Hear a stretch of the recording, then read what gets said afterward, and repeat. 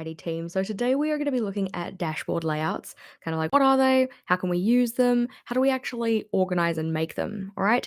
If you're not too sure what a dashboard layout is, it can kind of be, I don't know, a pretty wide definition, honestly. There are a lot of different things that could go into a dashboard layout and a lot of different ways we could set it up. But the general gist is that it's kind of like an overview of various pieces of information for whatever you're working on in terms of your dashboard. Now, the one we've got here, you're probably thinking, Jess, this isn't a dashboard. This is a weekly. But in fact, it is technically speaking a dashboard layout. If we go from that definition of the idea of like, graphic summary, various pieces of information that are important, we do have different sections here. And that's kind of what I consider to be a dashboard layout is the idea of having different sections which all encapsulate, encompass set pieces of info. So down the bottom, we've got like a little weather box. We've got a little review of the day box. Did I fill it in? No, that's besides the point. We've got a gratitude box, a little summary box for each day of the week, and then a to-do list section here. So technically speaking, although it is a weekly layout, it is a dashboard. But like we kind of said, dashboard layouts very varied in terms of what we can use them for. They do not just have to be for weekly layouts. So if we scoot this one to the side, we'll open up to another dashboard style layout. As we're going through, let me know, are you going to be working on a dashboard layout and setting one up here today, or are you just, hanging out, chilling with us? Both are good. Let's see. We're going to go a little further forward to the start of this month, because technically speaking, this guy here, although a little sparse, is also a type of dashboard layout.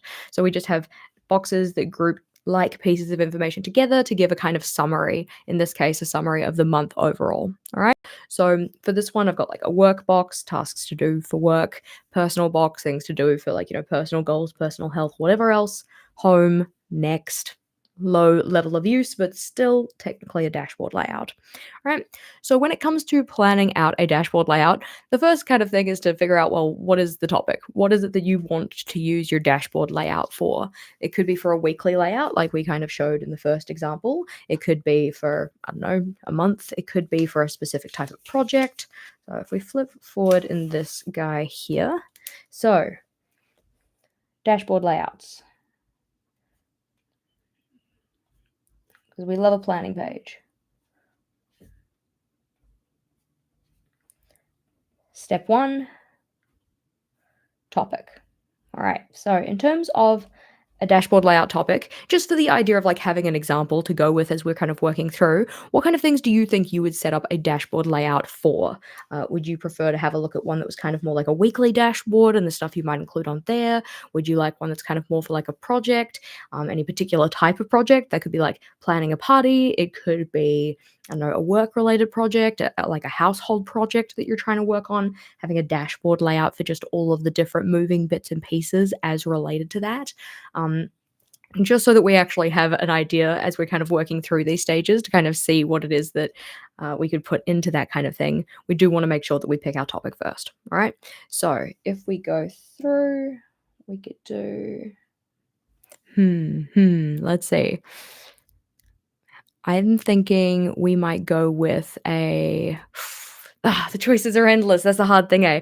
Alrighty, let's see. We've got one for a writing project, one for a weekly project, office makeover project. Great ideas. So because we've had weekly listed twice, we might start with a weekly and then we'll do one that's a bit more project based. All right, so weekly dashboard and a project dashboard.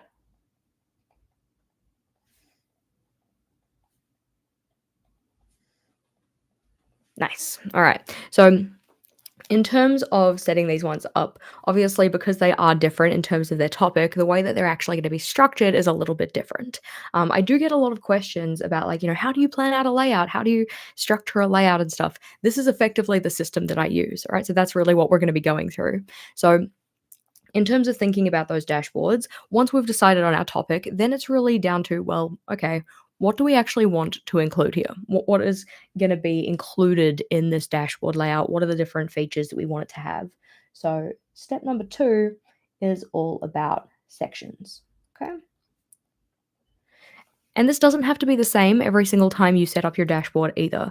Just because you're setting up a weekly dashboard every single week doesn't mean you have to have the exact same section every single time. Yeah. So, for instance, if we have a look at, I don't know, considering we've got the journal here, let's just have a look at some weekly options in here. So, like we said, this weekly dashboard had things like the weather, had a review of the day, gratitude, that kind of thing. If we flip back a little further to one that's actually a weekly dashboard, this one was a pretty simple type of dashboard. It really just had the events for each of the days of the week and then a space for each day of the week to write down a task list. Technically speaking, still a dashboard, even though we just call it like a weekly log. We go and have a look at another potential option, say after this one. So this one was fairly simple. Again, we've just got that running task list, the sections for each day of the week, and then the steps. This one is more of what we call like a space filler. So moving this guy to the side, thinking about our dashboards in particular. Let's see. Can you explain what you mean by dashboard? So we already explained it at the start, but just in case anybody missed it, dashboard layout is effectively just a layout that has different segments for different pieces of information. That's the long story short of it. Kind of like when you log into, I don't know, a web app or Facebook or whatever, you've got the panels down the side and in the middle and whatever, summarizing different pieces of information for you. So sections, if we're thinking about the weekly dashboard, what kind of sections might we include in a weekly dashboard? I'm just going to do weekly dash, and then over here we're going to do a project dash. Of course, if your project is a different type of project to what I'm kind of thinking here, then it is going to have different sections, but hopefully this is still going to be helpful for you. So in terms of a weekly dashboard, you might want to have a maybe overview or summary of your events. So we're going to have some kind of like events list, or an events kind of like timeline or something like that. Other things you might want to include, you might want to have a space to write down any kind of priorities for the week. So, priorities. This idea that your dashboard then becomes your kind of one-stop shop for getting the stuff done that you want to get done. The things we can include could be spaces related to maybe like a tracker of some description. So, trackers. For instance, like a routine tracker or a habit tracker. Other things that we could include, like we had on that first one, could be a space for like gratitude or something like that. Or highlights if you want some kind of a summary of the week. Now, in terms of stuff that you can include on a weekly dashboard, obviously there's a lot of different things that you could put in there. So we don't necessarily want to list every single thing out because we'll be here for a while. But just to have a look at a kind of summary. So this guy here is my long-term collections journal, which is funnily enough for long-term collections. So on this layout here, you can see we have a couple of different options for the stuff that you might want to include in weekly layouts. So things that are going on, like events, appointments, schedules. We have spaces for tasks and notes. So that could either be like a long running task list for the week. It could be broken down by day, that type of a thing. Whole bunch of different trackers and logs that you could include. So habits, weather, study tracker, sleep tracker, time, mood, steps, whatever else. Then we have things related to goals, so your action steps for the week, any kind of reflection space, and then any kind of space filler. All right, so this one, we do actually, technically speaking, have a printable of it over in our resource library. If it's not linked in the description box, I will put it in the description box for you. But what we've got then is probably wanting a space for some kind of like a task list. Just thinking about this idea of being like, it's a weekly dashboard. It's all about getting things done for the week. So there's probably going to be some kind of note taking, task recording type section in there. All right. So what goes in the layout is completely up to you. You can have as many or as few as you want. When it comes to having quite a few things in there, then you have to get maybe a little bit more creative with your space, but we're not up to that part yet. So it's all good. So yeah, I've been doing a dashboard this whole time and didn't even know it.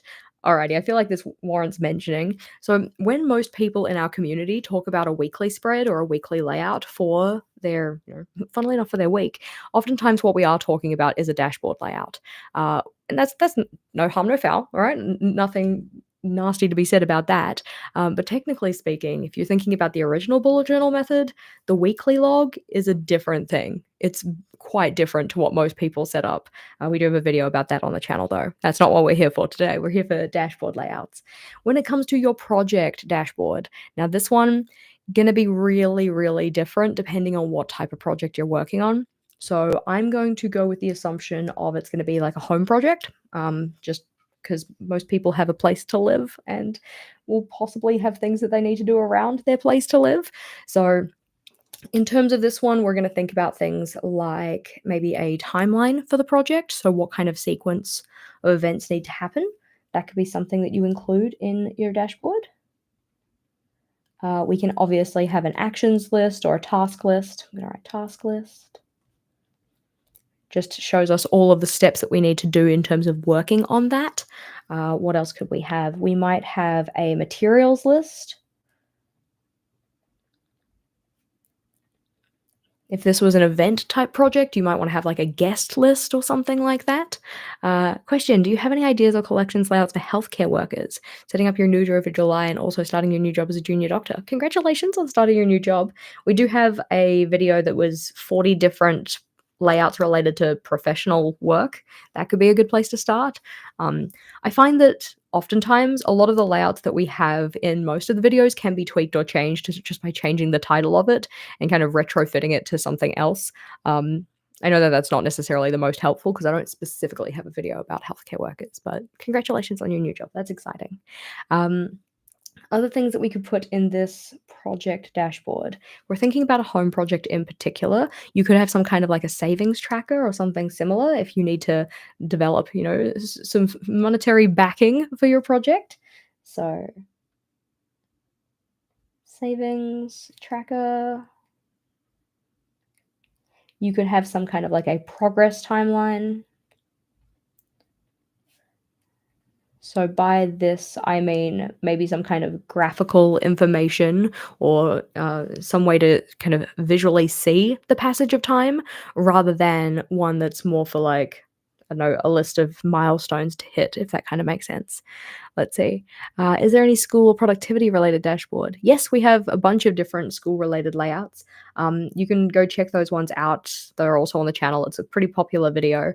It has, I don't know, 30 or something different ideas for students. And the idea would be that you would use those ideas in that video to build out what sections you'd want on your dashboard. So all of these little ideas here, they can be switched out for other things that you might want to include. Once you've got your list though, once you know what you want, then it's time to start thinking about how those are actually going to look. But we'll finish this project dashboard just with maybe one more idea. Let's see. So we had timeline, task list, material, savings tracker, progress timeline. We could have maybe specific contact details for people, especially if it's the kind of home project where you're not necessarily doing all of the work. Like for instance, maybe if you're doing like a renovation project and you've got builders, contractors coming in for that, or if it's like an organizational project where people are actually coming into your home and like helping you do that organization, then those could be different ideas for what you might put in a section like that. Once you've got your different sections though, and as we said, this is going to be super tailored to you, super tailored to your project, then it's time to decide what these are actually going to look like. So this is number 3 in terms of steps, and we're going to call this types of sections. So while before we were kind of looking at the actual content that was going to be within them, like what is it that these sections are actually going to hold in terms of information, in this one we're really thinking about the style of those sections. So when it comes to styles of sections, we have a couple different options.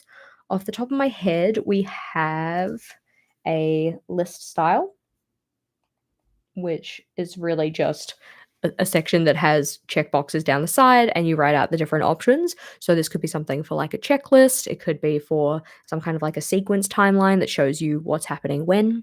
Another type of section that we could include is a table. So going along the idea of your dashboard being more graphical, it kind of organizes information for you better. It's not just long written paragraphs of stuff. You can have that in there. You can have paragraphs as well, but I typically avoid those on a dashboard because a dashboard is supposed to be very snapshot, very much glance over it and be able to capture information in that kind of way. Makes it a little easier. Okay. So tables, we're really just thinking about organizing different pieces of information that are related to each other in a kind of grid style with as many columns and as many rows as you need. Something like that could be, for instance, a calendar is technically a type of table. You know, you've got the days of the week and then the weeks of the month. It could be a habit tracker type deal where you've got the different habits down one side and then the days of the week along the other. Anything like that. So, other types of sections we could have could be a tracker. So, this one is effectively like a type of table. You could think about it in that way.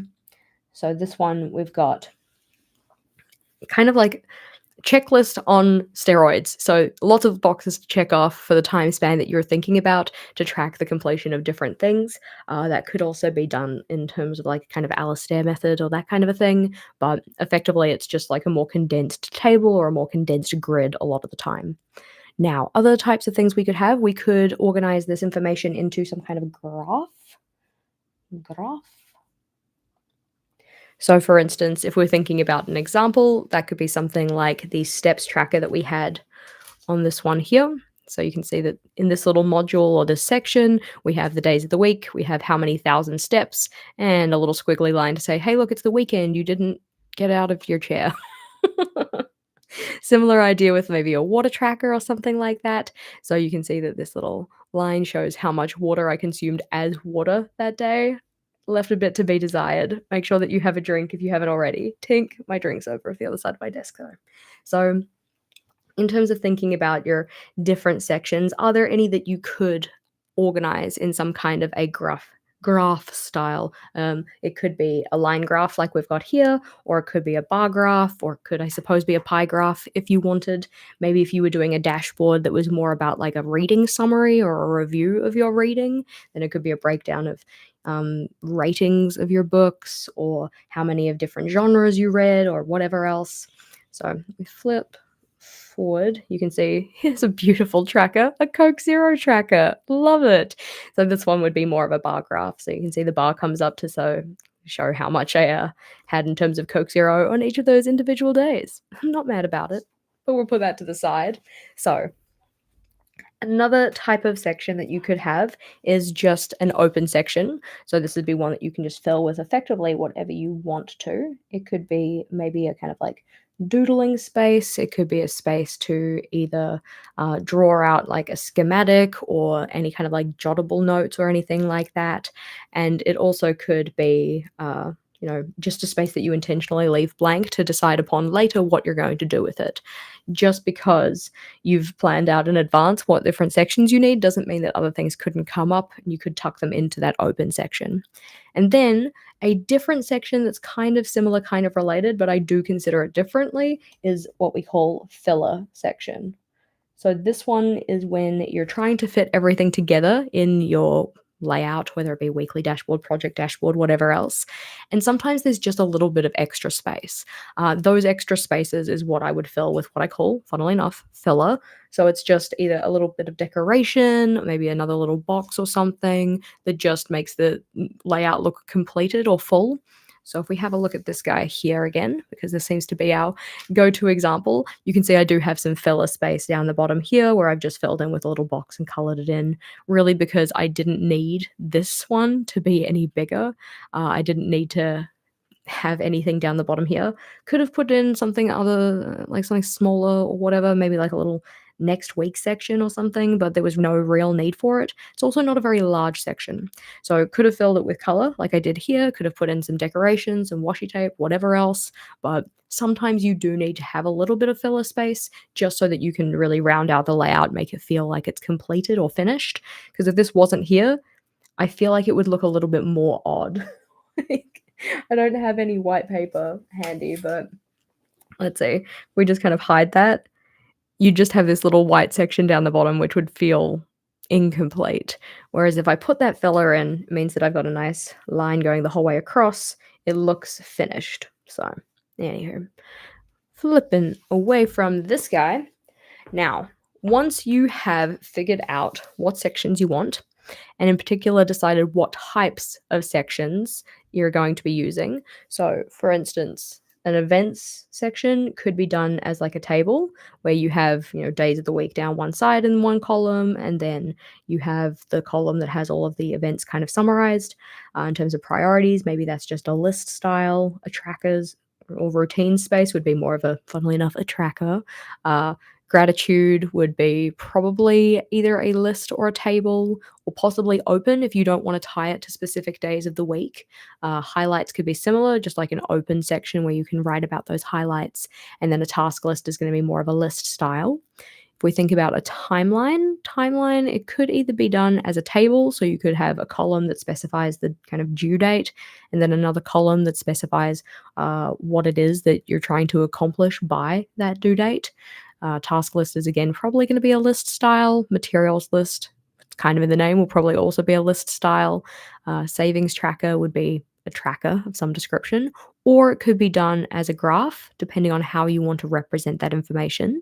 We have the progress timeline, which is going to be more of a kind of open, I would assume. You could think of it as a tracker. It's just a different style of tracker than we've really kind of considered. It would be probably more like a bar that you then section into a different number of spaces. Maybe it's like weekly progress tracker. And as the progress kind of happens, as time goes on, you just color that in to show where it is you're up to in terms of your project work. You could even have another one that was kind of like the percentage completion of that project and see how they compare to each other and try and make it so that time isn't very, very filled in and completion is not so very filled in, because that leads to panic. Oh no. And then in terms of contact details, then that one could either be done as more like an open space, or it could be done in a table where you record like name, what they're doing, contact details, something like that. There's a lot of different ways to capture the information depending on what is your personal preference. Okay, so step 1, topic. Step 2, sections. What do you want to include? Step 3, deciding what types of sections you want each of these sections to be. All right, so do you want it to be a list? Do you want this one to be a table? Do you want this one to be a tracker? So on and so forth. Once you have figured that out, then you starting probably to form an idea in your head of loosely what this is going to look like. I say loosely, we still have to bring everything together. But step 4 here is going to be figuring out the minimum space requirements for each of these sections. Minimum space. And we say minimum space because you can always increase a section. If your sections are like too kind of ballooned out at the start, it means it's a little bit harder to fit things together. Especially with certain types of sections, increasing the amount of space you have on them can be a really good way to just make things fit nicely together. So for instance, an open space or a filler or a list can be very easily expanded out. Typically speaking, a table, tracker, or graph are going to be a little bit more set. You probably don't want to make them bigger because you're already trying to make them fit the information you have anyway. So in terms of figuring out your minimum space, I like to think of this in terms of dimensions that are, horizontal and vertical, and then thinking about how I can then fit those together in the next kind of stage. So if we have a look at our journal, we'll just bring a journal onto screen here so we can kind of consider this. So I'm gonna bring this guy over here. This is good enough. So you can see that in this one here, we're working with the idea of 3 columns and halves. All right. So when I'm thinking about the minimum space requirement for a list, oftentimes there's a certain amount of space that you'll want to use that'll be really comfortable to write in. For me, in an A5 journal, I can comfortably write, usually, in a third of the page if we think about it in terms of columns. Yeah. So that's about, it is 4 centimeters across. I can comfortably write in that. So if I want to have a list style section, 4 centimeters across is kind of my minimum amount of space for that. I do kind of prefer 5.5 nowadays, so maybe I want to halve the page rather than third the page. This is going to be something that you learn from a bit of kind of like experience with how you prefer to journal after you journal for a while, use your planners. You get an appreciation for how much space is your preferred, but knowing in particular how much width you want and also how much length you want in any of these sections is going to help you bring your layout together in a way that actually works for you. So, if I'm thinking about the list style, oftentimes it'll be a minimum of 4 centimeters wide, and then depending on how much I want to record, it'll be a certain amount of length. But the minimum space requirement, the one that's really going to kind of start to restrict me, is going to be that width. If I get less than 4 centimeters, there's not usually enough space for me to write in. So that's something that I'm going to need to make sure to keep track of as I start to plan this layout out. Okay. If we flip forward to something like this, so these ones here, all of these ones were from our professional work related layouts that you can use. So if we think about this table style that we've got here, so in terms of writing down a date, I find that 3 squares across is pretty good. So if I want a table that's going to have a date, I need to have at least 3 squares across to write that in. If we're going to have some little blurbs or something like that, write out the longest word that you're going to be including in the doc grid and see how big it is. That's what I typically do. You can do this with pencil. I find that when I write with pencil, I usually write a little bit wider. So if I write it out with pencil first to see how much space it takes up, like width-wise, then I can get a pretty good idea of how wide each of my columns needs to be. So using that information to figure out how much space do I actually need for each of these sections. Now, what else do we have in terms of a graph style? This is again going to depend on what type of graph you're setting up. But for instance, if you're doing a weekly graph, then you want to have maybe a column for each of the days of the week. So if a column is to the dot grid, that's going to be half of a centimeter, or like one dot grid box, 7 days. So 7 little boxes, 3.5 centimeters across minimum. That's just for the information though. You then need to have a little bit of buffer space to include what the axes are going to be labeled as, and if you want to have a key or anything like that, you're going to need a little bit of additional space for that and stuff as well. So kind of try to plan out roughly how it is you're going to want these things to look. Do them in pencil, put them into the back of your notebook to try and see how much space they're going to take up. What I typically like to do in this part is I actually start to draw out or sketch out what these things are going to look like so that I can actually see how much space they're going to take up. All right. So if we're thinking about the events list in particular, so I'm going to assume that this person wants to have their events list done in such a way where they have space for each day of the week. And we're going to say that they have a maximum of 3 events per day, right? So with that in mind, if they have a maximum of 3 events per day, they're going to need 3 rows to write in for each day to say what it is that's going on. So if we kind of sketch that out here a little bit. So we're going to have, Monday, which we're going to do just with an M. We're going to have Tuesday, Wednesday, Thursday, Friday, Saturday, and Sunday. When you do this, you do not have to actually draw it out. You can just do the math on paper, or just like do a little bit of a cheeky calculation on a scrap piece of paper or a sticky note or something. I'm just drawing it out for the sake of actually being able to see this. So minimum space requirement going vertically is going to be the 3 dot grid spaces times by 21. So times by 21, come on, times by 7 to get you 21. But that's 21 spaces. So halving that, 11 and a half. That's bad math. 10 and a half. That sounds a little better. I don't know, whatever.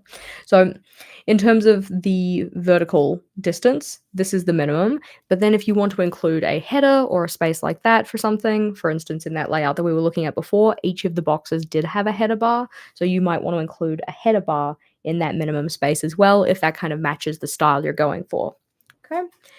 As we kind of talked about, as you do this more often, as you kind of plan your layouts like this, you get very good at being able to do this kind of math very quickly and kind of do it without having to draw things out.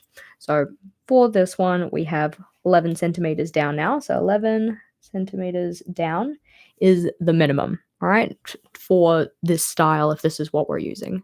In terms of that horizontal direction, this is again dependent on how much space you like to write in. For me, in an A5, preference would be minimum of 4, but preferably a little bit bigger.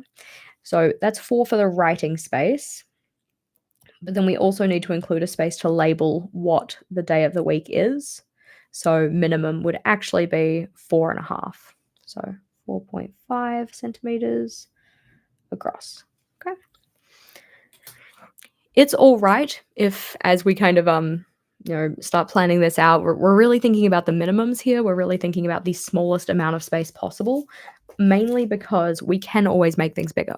We can make things bigger to fit together nicely. We can kind of balloon them out a little bit more. So even though 4.5 is the smallest amount or the amount that we've got right now, we could always make this bigger when we actually plan the layout out and give ourselves a little bit more buffer so that we have maybe, an extra centimeter and an extra half centimeter or anything like that. So after this one, once you've gone through each of your sections and figured out what is the minimum space requirement for each, then it's time to start pulling the pieces together. So 5,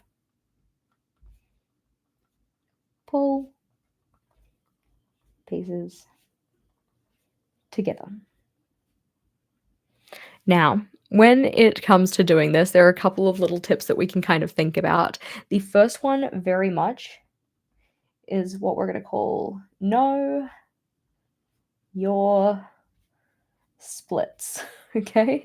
And this is all about being very comfortable, very familiar with how you can divide your pages up in your journal. So if you use the same type of journal, the same size of journal time and time again with each time you set up your notebook, it is going to become very like second nature as to how you can split your page up into different sized sections. So I typically use, funnily enough, the same type of journal all the time. So this is an Archer and Olive journal. It's an A5, which means that I know that it has 13 centimeters across on each page and 19 centimeters down. It means that I get very kind of fast, I suppose, with being able to split my layout up into different sized sections. So if you're not so good with that, you can use something like a grid spacing guide. We do also have a grid spacing calculator over on the little shop. I'll link that in the description box for you as well. But just in case like math isn't really your thing, it effectively just does the math for you. So if we jump forward to a nice fresh page, there we go. Fold that down. So thinking about a dashboard layout and just kind of like the start of a dashboard layout, oftentimes I think about it in terms of like how you're going to cut your page up, how you're going to section it out into different spaces. We're going to do this with pencil. I'm going to see which pencil I can use that'll actually show up nicely on camera. Ha ha ha ha. This one is a 4B pencil. Hopefully that will work. So if we jump across and split the page in half, so I know just from having done work in here a lot before that is 6.5 centimeters. So in terms of building that dashboard out, this is what it would look like if it was halves. Halves vertically, like making 2 different columns. So you can start to fit boxes in those columns based on those minimum measurements that we set up before. If you want to do it in thirds, that'd be more like 4 centimeters with a gap each time. So 1, 2, 3, 4. 4 centimeters with a gap, which you do not have to do it in messy ass pencil. This is just me showing you roughly what it would look like. Okay, so there we go. Doesn't need to be perfect, just needs to be in so that we can appreciate how this will look. What a mess. My pencil is super blunt as well, but I don't want to sharpen it because I don't want to make a mess of my office, because this is one of those pencils that's like fully graphite, so it becomes very messy when you sharpen it. So thinking about how you're going to split your layout up, if you're really familiar with how you use your journal, sizing in your journal and such, finding those splits becomes really, really easy, really second nature. You will also typically find that certain widths are going to be really your preference, all right? So in terms of an A5, I can do thirds, I can do halves, I can't really do quarters and be comfortable in terms of that amount of space.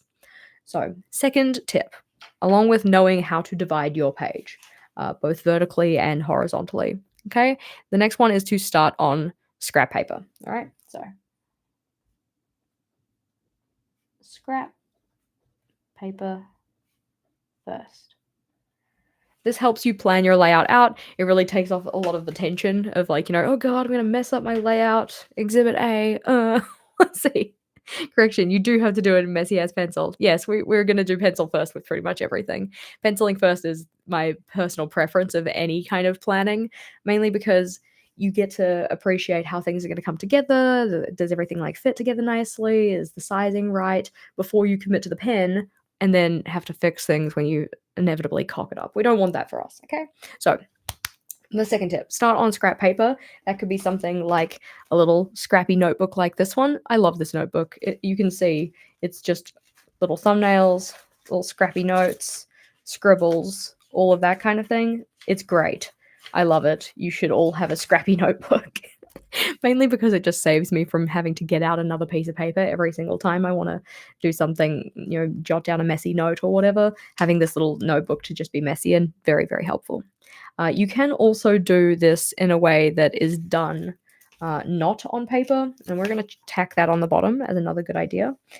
This one is using a spread planner, right?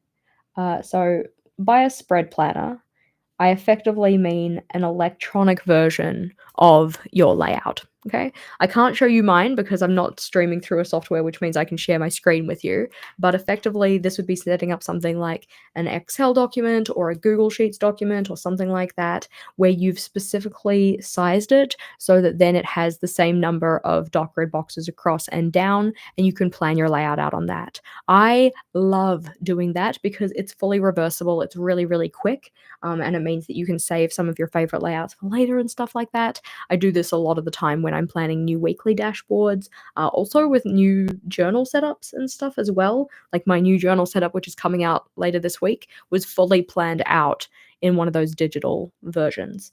If you're part of the team with a capital T, in particular progress over perfection, I believe, then you have access to one of these. Make sure you download it, make sure that you use it because it just makes planning a layout so much easier. Okay, so those are the main tips for pulling the pieces together. Once you know your splits, all right, you know which ones in particular you gravitate towards, make sure that you're starting on scrap paper or in a spread planner or something like that. Then we can start to think about actually getting in and like penciling stuff in. Okay, I'm going to erase this because it's heinous. In the meantime, if you have any questions, let me know.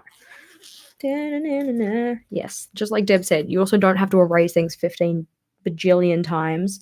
And also, you have a tendency, like for certain pencils, for instance, this one, which is quite dark, to actually erase it fully can be a bit of a mish. That's usually why I use pencils that are a lot lighter in terms of their graphite. I use a 2H pencil. Usually, this is a 4B. You can see it really stains the page, so I'm going to have to figure out something to do with this layout. Well, we're going to set up a dashboard together, so it's all good. Erasing. Oh gosh, what a mess. It's almost as if somebody should have picked a pencil that was better suited to this job, that was still visible, but not heinous. Or I probably could have just flipped to a page in the notebook that showed a better example of what we were doing, but it's all good. So, there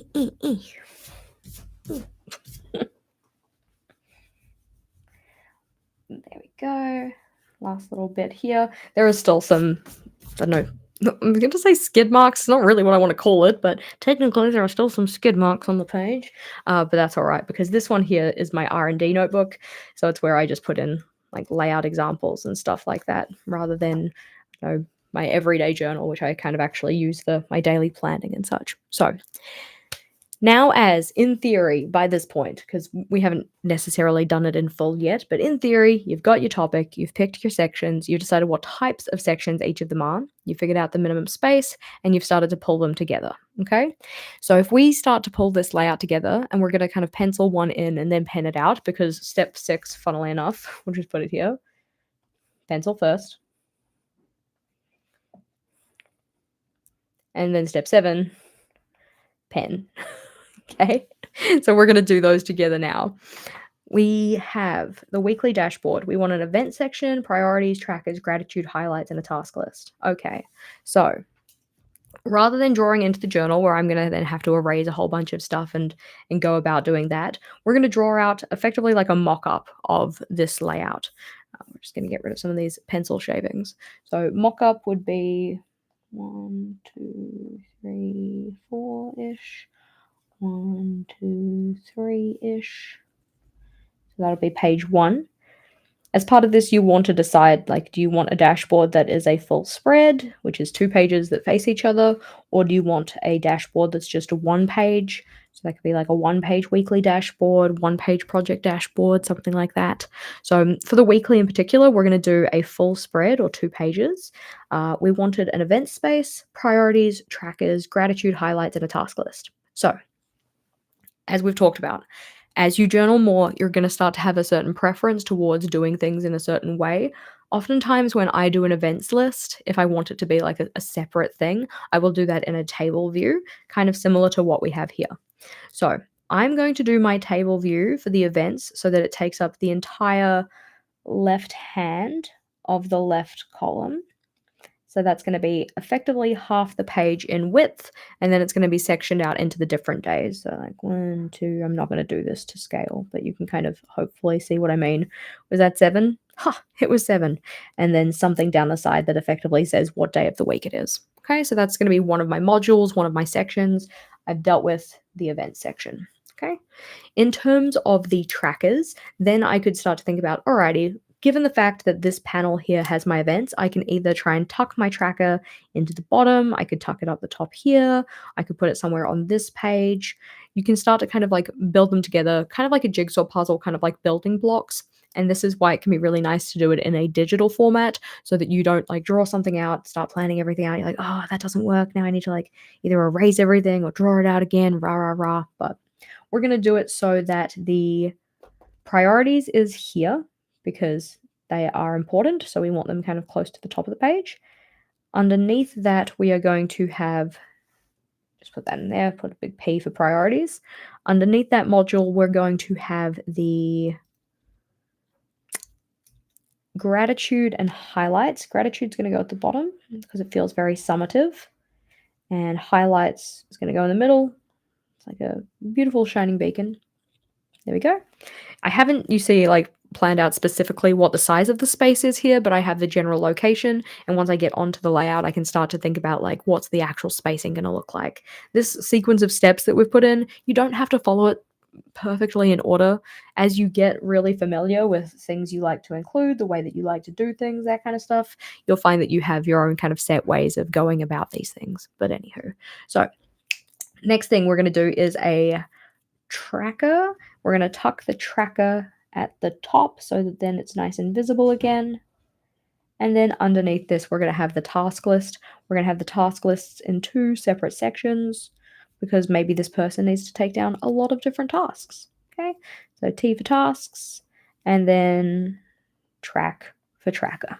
Okay, so you kind of see how we're like building these pieces together to try and make this layout in a way that kind of fits the needs that we had for ourselves. It's very important though to make sure that one of the first things you do is actually define what those needs are. So in terms of thinking about the sections, you can do it based on like a problem solving kind of method. So you're like, these are the issues or the things that I want to solve for this week. What kind of sections could help me with that? So for instance, if you're going away, maybe one of the sections you need is a packing list section. If you're finding that, you know, your bedtime routine is really off at the moment, then maybe you want some either like trackers or logs related to getting better sleep and making sure you're in bed at a reasonable hour. Anything like that. Okay, so this is my little scaffold that shows me roughly where I'm going to be putting things, so I can take that scaffold and apply it to the dashboard that I'm going to be making.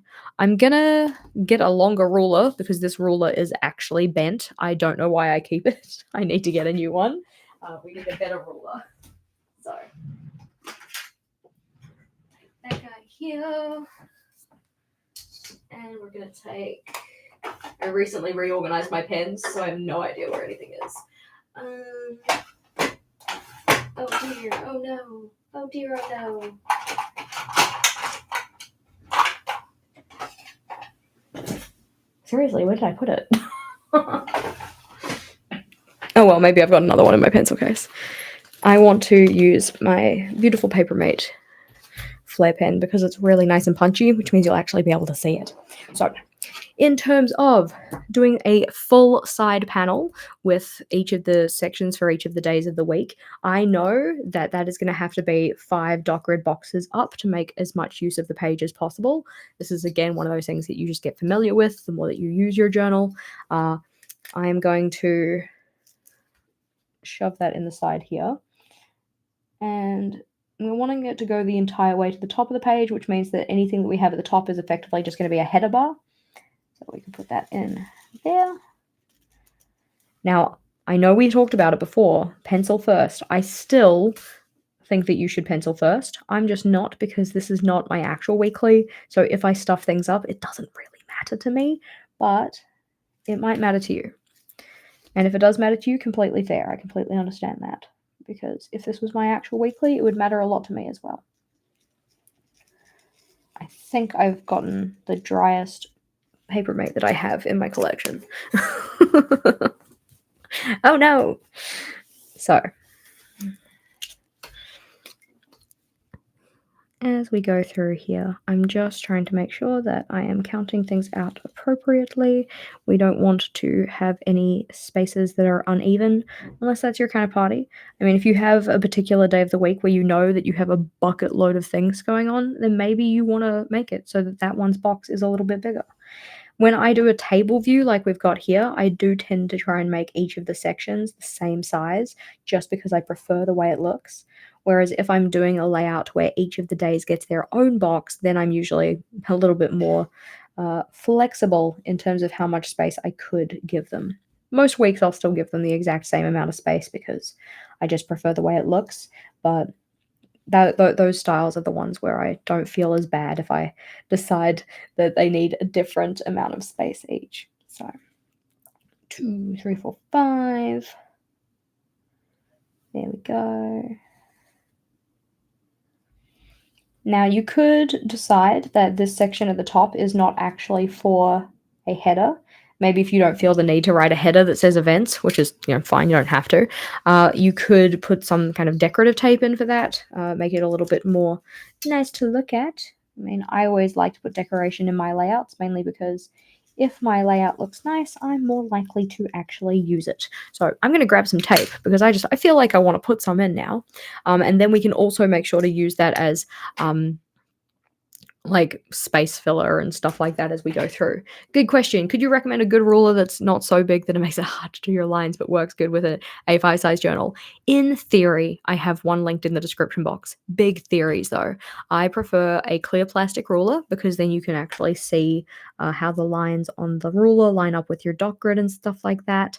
I usually do go for something that's 20 centimeters because the longest distance I have in my journal is 19, so it gives me a little bit of buffer room. This ruler is actually a perfectly good ruler. It's just I've used it so much that I've managed to kind of chisel down the side, which means that when I try and use it to actually rule lines, they're not as straight as they could be. This is a good ruler though. It's not the one that's linked in the description box because this one's specifically made in New Zealand, and the majority of people who watch me don't come from New Zealand. So it's yeah, one of those things. Let's see. I want a tape. I'm going to use this one because it is here. Here we go. And we're going to put that on the layout. Completely not necessary, but it's more like if you've got the space to fill and you've got the decorative bits to fill it, why not? So, this guy. This is just a tape that I've had for like a bajillion years. Rachel gave it to me. You can just put that in that box there.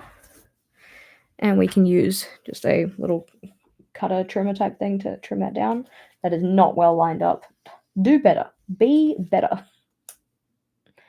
There we go. That looks a little bit better. We'll just cut that along here. If you are using a craft knife, please be careful. Craft knives are sharp.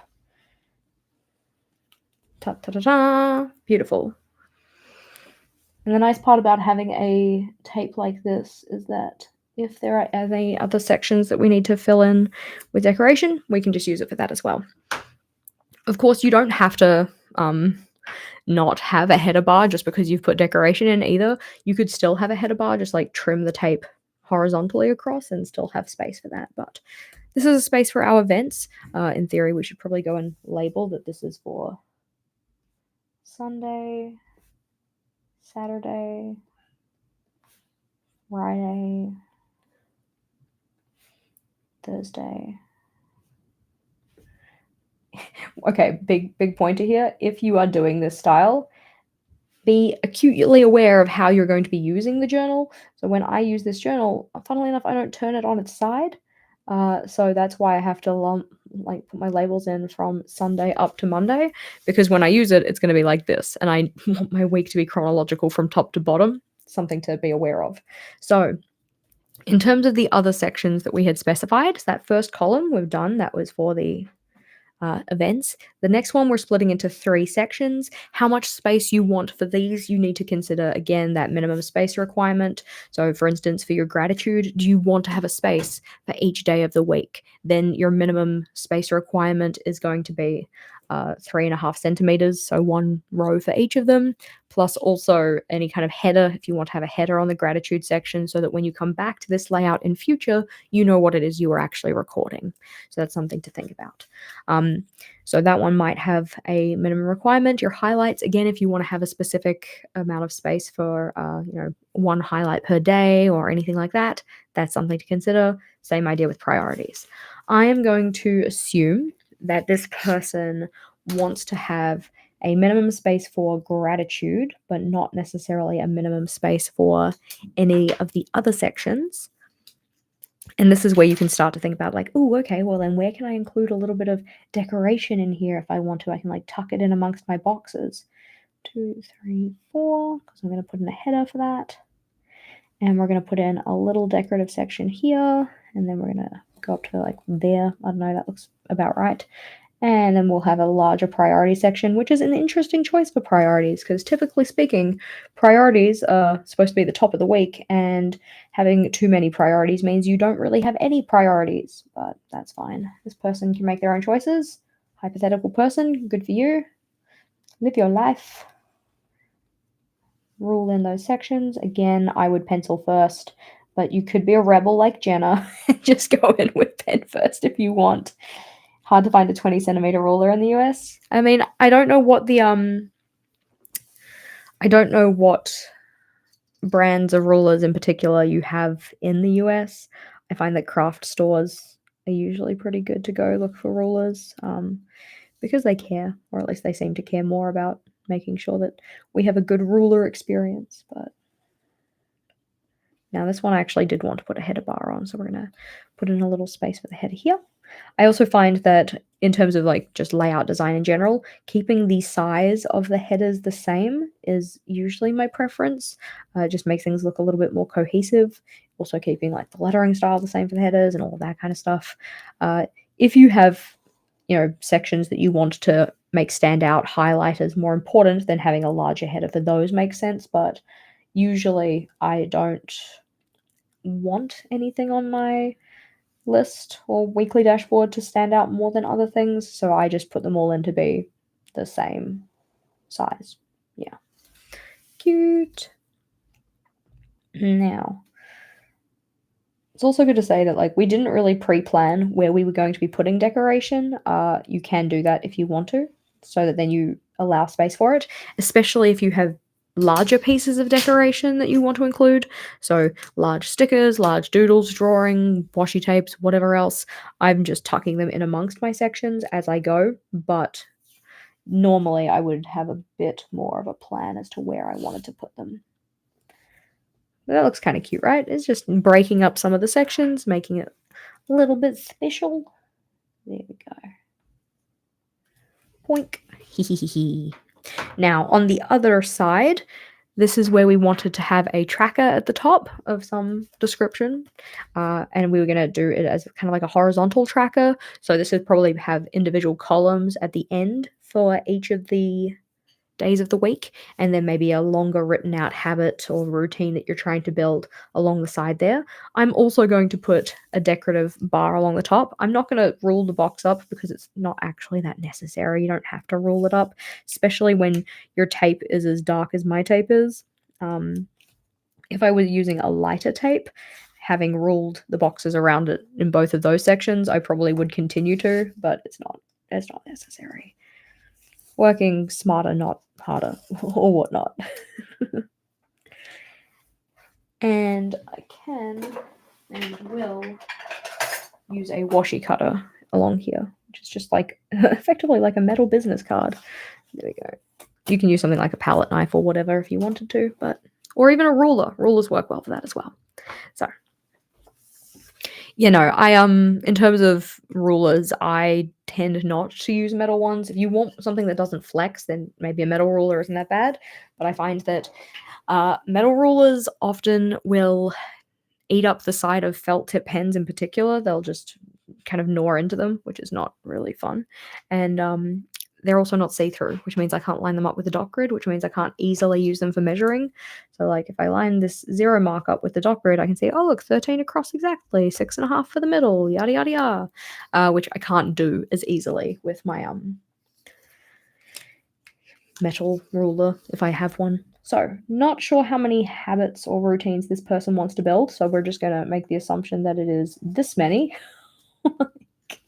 That's fine. And we're just going to rule up a section for this so that we can see roughly clonk what it is that they're going to do. This style, if you're doing this kind of like horizontal space, is really good for high bar, low bar type habits. If you're not sure what that is, it's effectively when you set a, funnily enough, high bar and a low bar for your habit to say, like, this is the completion I want, so the high bar, but this is the completion that's like an entry level, the low bar. I find that it can be quite useful to do that for ones that you're really trying to build from scratch and you have an ideal vision for what it looks like, but trying to do that on a day-to-day basis when you're just starting out is like way too much. So you set yourself that low bar to kind of keep the habit alive, keep the dream alive, but you're not putting so much pressure on yourself to achieve it to its maximum extent every single day, which might be a little bit more unrealistic. So in terms of the sections we have here, this one is very much more of like a table view. So we have the rows, which effectively tell us each of the different habits or routines. All right, routines. And then along the side here, we have a column for each of the days of the week. Friday, Saturday, Sunday. And then we can just check things off as they happen. You'd write in what those routines were. And you probably wouldn't have an unsightly pencil line going the whole way through your layout, but it's fine. Underneath this, though, that's where we're going to be putting in the task list. Now, depending on how much space you want for your task list, you might want to put in a little bit more decoration. You might want to put in a section that's more like, I don't know, tasks for next week or something like that. You are your own person. You will know better what you want in your weekly dashboard. I'm going to put some more decoration along the bottom because why not? I think I put away my washi cutter though. There you are. I found you. Haha, you cannot hide from me. There we go. Beautiful. Love it. So all of this you could just keep as an open space if you want to. So open space like this. And that means that you could just like write your task lists out and do with this space as you will. I'm going to rule in a task list section just so that my layout looks or feels, I suppose, a little bit more complete. There we go. Coming down from here, boink. And same on the other side. You could do this as 2 separate task list sections, so 2 separate individual boxes. Maybe if you wanted one for like home-related tasks versus work-related tasks. I am going to do this as one larger section, so thinking that all of these tasks are, for the same span of time. They're all kind of equal importance or all just going to be jumbled together in terms of like the same category or whatnot, and just halve that section like we've got with that dividing line in the middle. There we go. Yes. Like Deb said, you can have it so that then like ink can bleed underneath a ruler sometimes, especially if you're using a very inky pen. So if you have a ruler like this one, which hopefully you'll be able to see this. Not really because it's way too long. All right, I'm going to get you a smaller ruler so you can see that one. You see how the side of this ruler is curved, like from this angle? Which means that if you put it this side to the page, ponk, it's flush to the page. Whereas if you flip it over, then when you sit it against the page, there's a slight separation along this edge.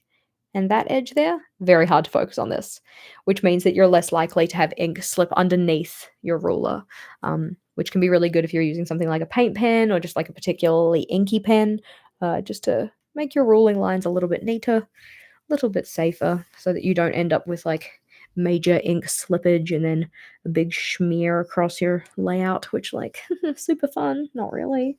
I mean, depends on what your kind of thing is, but usually when there is a smear on my layout, it is not what I wanted. So that is one way to avoid it. Here we go. So we can put a little header on each of our sections, and then this dashboard layout is, in theory, ready to use. So what do we say? This was priorities. Again, not caring so much how my handwriting looks like because I'm not actually going to be using this. Highlights. And that's not for any fault of the layout, it's just because this is not the journal I use typically. Gratitude. And if you want to have gratitude for each individual day of the week, maybe you do Monday, Tuesday, Wednesday, Thursday, Friday, Saturday, and Sunday. And you could even rule that off if you wanted to have a separate little section for it. Just use my dud ruler for this because it's nice and short. Ponk. Very cute. And then this one was for tasks. And because I haven't split the header in half, I just consider that header to be for the whole box, so I only need to write it over there. Right, so this is just obviously one example of a layout. If you haven't already, make sure that you have a drink. Tink, I haven't even opened mine. Ridiculous. So thirsty. Been running my mouth for a whole hour. Clonk. If you've been getting value though, make sure that you give the video a thumbs up because it shows that you actually enjoyed and appreciated what we're doing here. We're not finished. We still have an entire another layout to set up, but you know, always love a thumbs up. Now, let's see.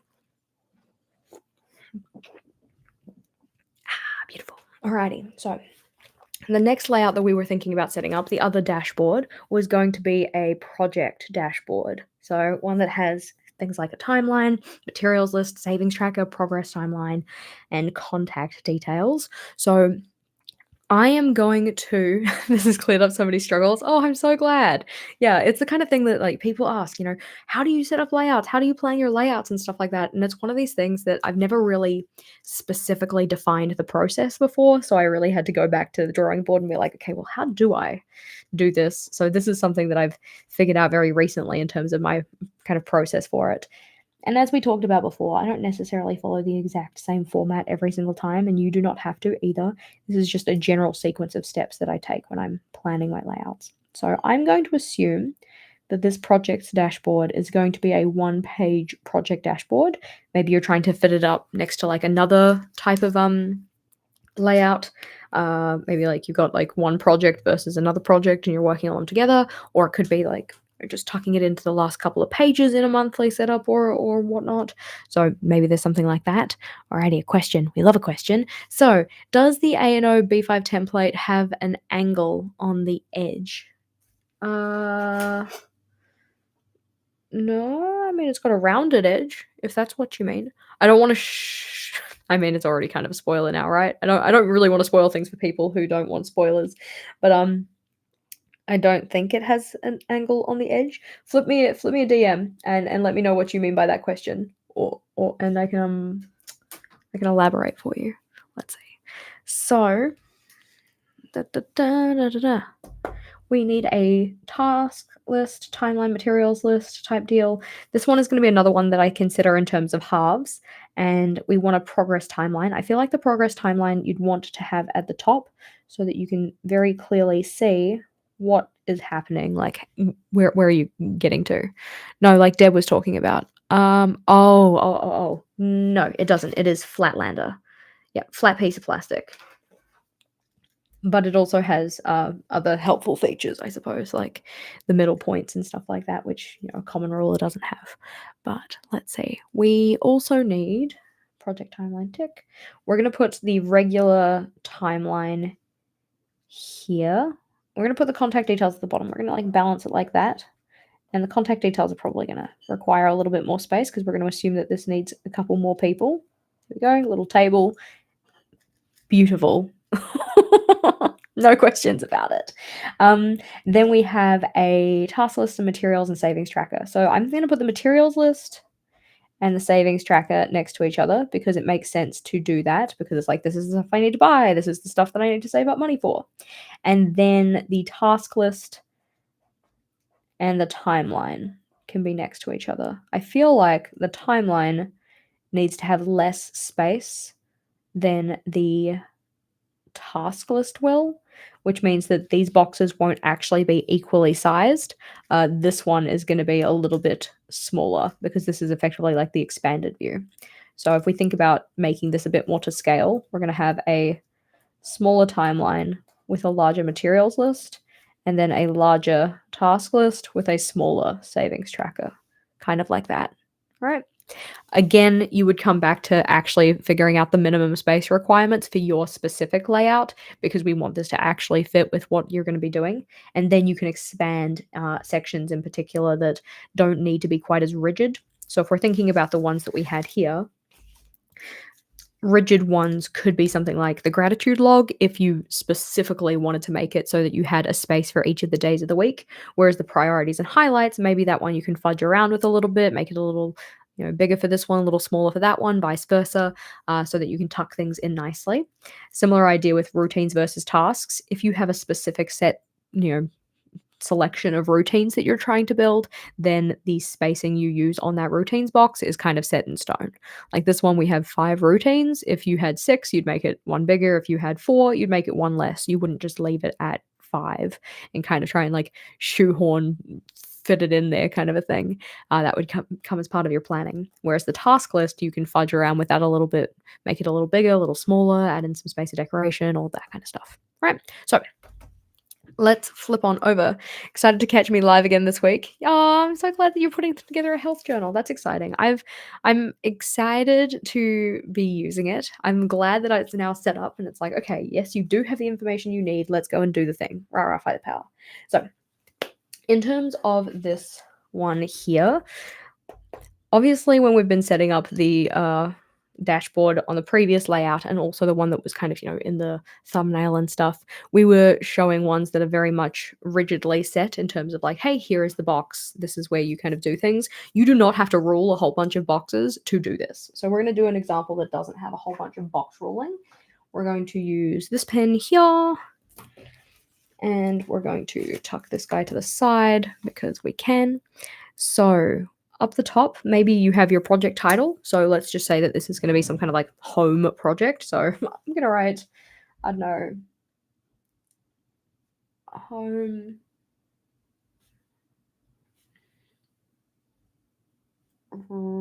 renovation.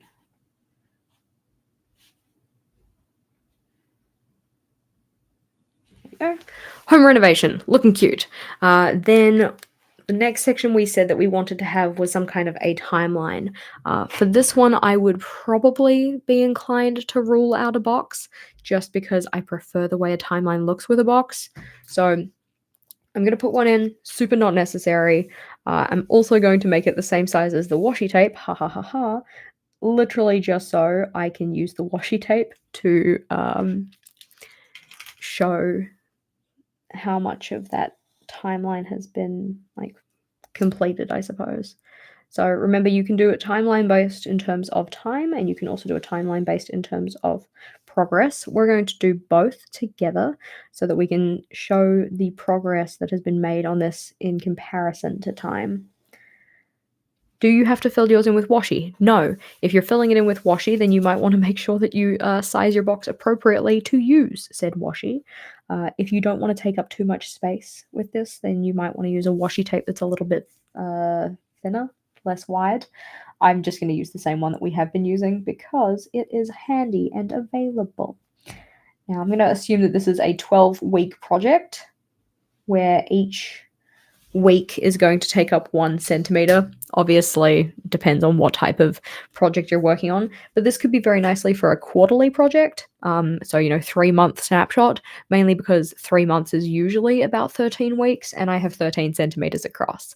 But I'm going to assume it's a 12-week project just so I can have a little label on the side here that shows where we're up to. So putting in some little indicator lines to show each individual week. You could also put in a header bar that describes it as like week 1, week 2, week 3, yada yada. I'm not going to do that. So one of these is going to be we're going to do it with the other color because we've started using that. Yeah, you're late to the live, but you'll be rewatching. Nice. I'm glad that you're excited to be here all the same. So time versus work. There we go. And I'm going to give this hypothetical person the benefit of the doubt and say that they have done more work than time has elapsed. So maybe they have completed up to, let's say, week, whatever that is. Week, whatever that is. Good job, them.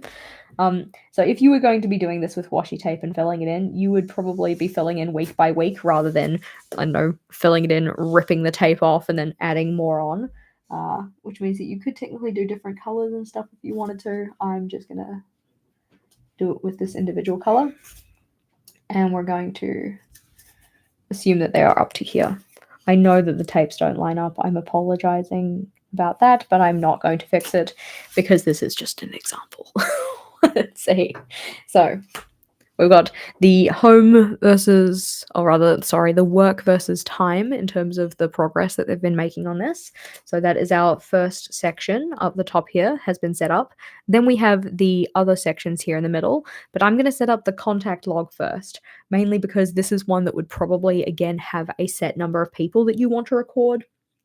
So having a space for all of those would be a good idea.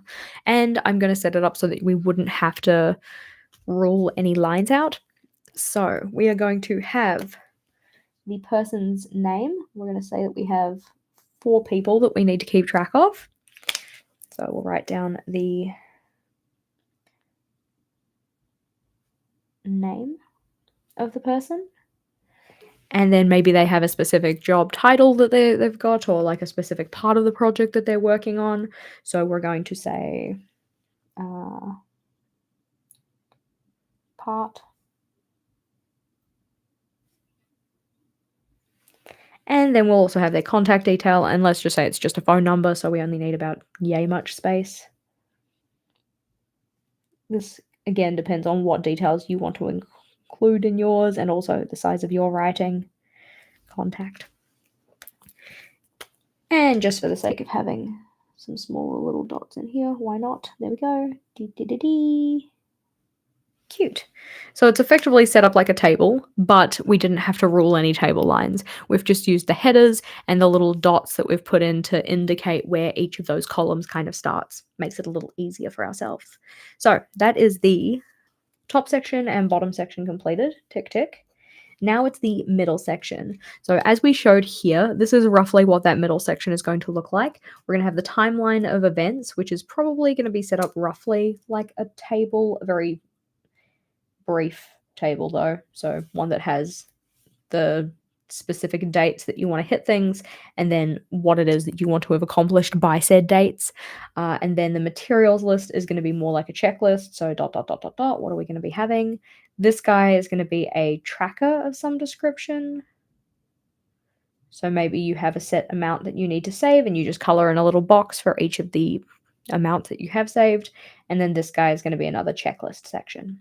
Cool. So like we said, this one at the top here, that's going to be a space for the timeline. So I'm going to put in a header for that. And we're not going to make it a very big header, mainly because I'm trying to keep it so that the header of the page is the largest header that we have. Timeline. And then I'm going to have the task list over here. It's going to be roughly at the halfway point. It doesn't need to be perfect, but I would like it to be pretty much central. So ruler, task list.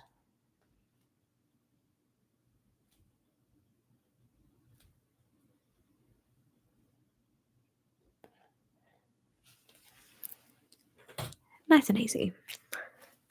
So thinking about that timeline, thinking about having a space for the date to write in when things are happening, and then having a space to write in the kind of like milestone or metric to hit. We're going to set this up as it has like 2 columns. So we are going to have a space for the date, which I'm going to just do in a regular all caps date. And let's just say that we have 6 key deadlines to hit. 1, 2, 3, 4, 5, 6. And then we can write in what each of those different things that we need to have done. So progress step, action step, metric of success, anything like that. So we're just going to write progress point. So it's figuring out what those kind of key milestones are in terms of working on this project that you've got and figuring out when it is that you want to have those done by. So after this one, underneath that section, we were going to have a materials checklist. So maybe this requires you to buy a lot of things. So materials.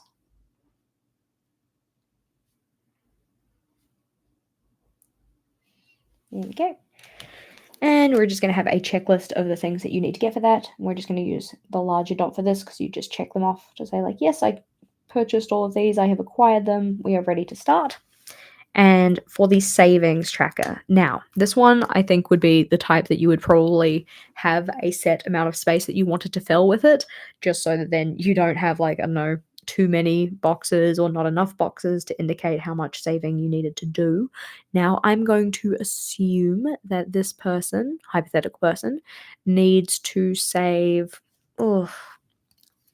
let's see. If I want the savings tracker to be roughly here,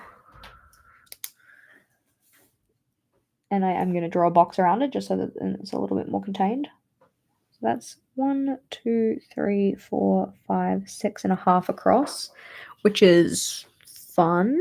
Not a super fun amount.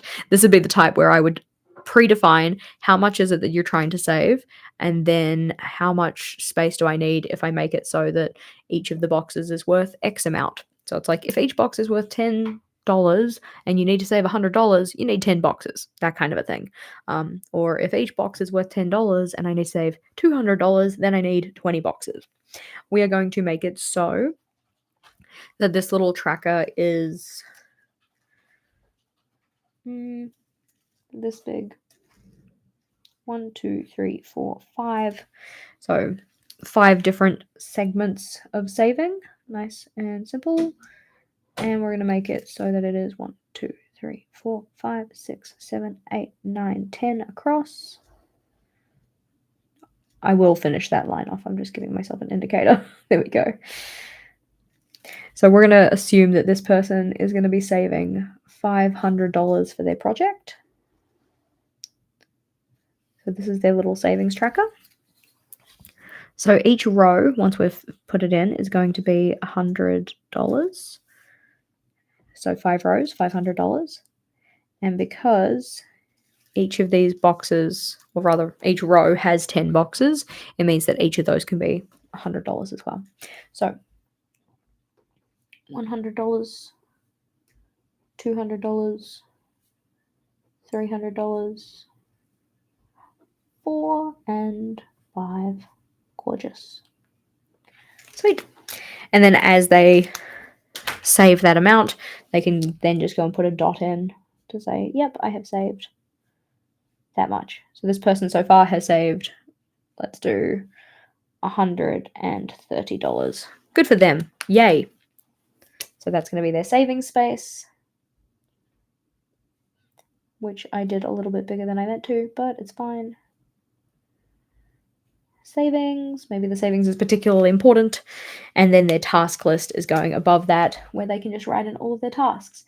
Typically speaking, when I put a task list in, I don't usually go and put all of the dots in to start with, mainly because I like to nest my tasks. So if I have a kind of main task, like if we use a very solid example for me, which would be laundry, so I do laundry as that task, and then indented it would be wash, dry, put away.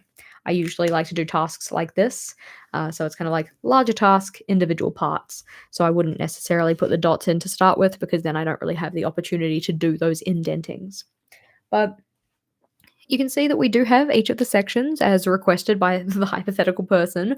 Uh, if you're doing a projects dashboard, it's going to look different, obviously, because it like depends on your type of project, depends on what sections are going to be helpful for you.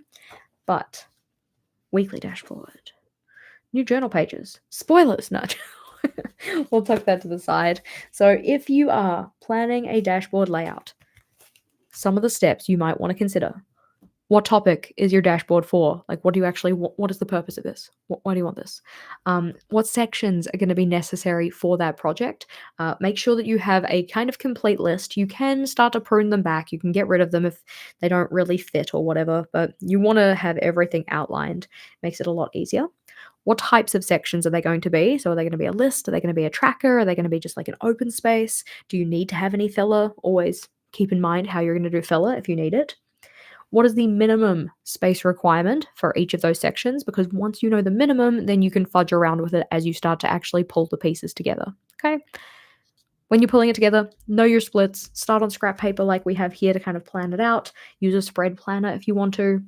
Pencil first, unlike I did today, because it's just save yourself the grief and then go in with your pen. Alrighty. Question was, where did you buy the dot markers? These guys here, I got all of mine from Stationery Pal. I think you can use code JashiiCorrin at Stationery Pal for a percentage off because we love savings. But anywho, team, hopefully this was helpful. If you enjoyed this video, make sure to give it a big thumbs up. And if you wanted to see more about project planning in particular, we do have a separate video where we go through 4 different styles of project plans and what would be really good to include on those. Very much worth checking out. So I recommend you go and have a look at that one next. Alrighty, I'll see you later.